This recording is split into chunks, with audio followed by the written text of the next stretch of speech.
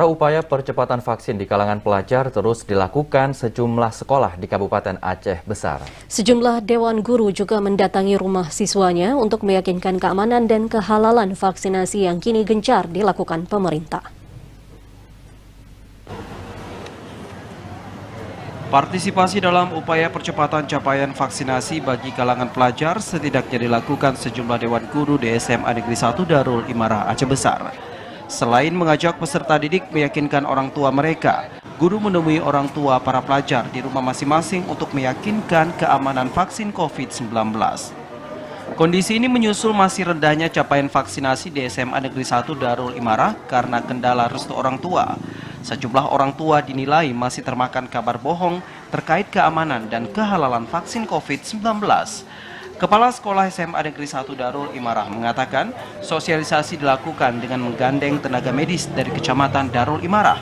Meski tidak mudah, upaya ini dinilai mulai berdampak pada meningkatnya animo pelajar untuk divaksin karena telah memperoleh restu orang tua.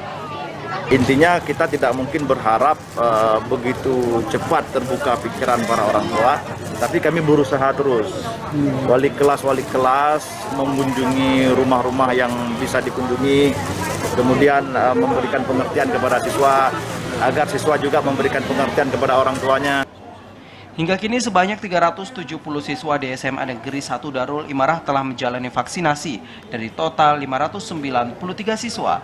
Tidak hanya siswa, sebanyak 65 guru dan tenaga pendidik dari total 73 orang di sekolah ini juga telah menjalani vaksinasi COVID-19.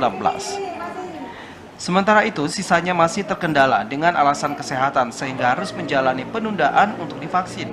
Dukungan semua pihak dinilai sangat berarti dalam upaya percepatan vaksinasi sehingga pembelajaran di sekolah dapat berjalan dengan normal.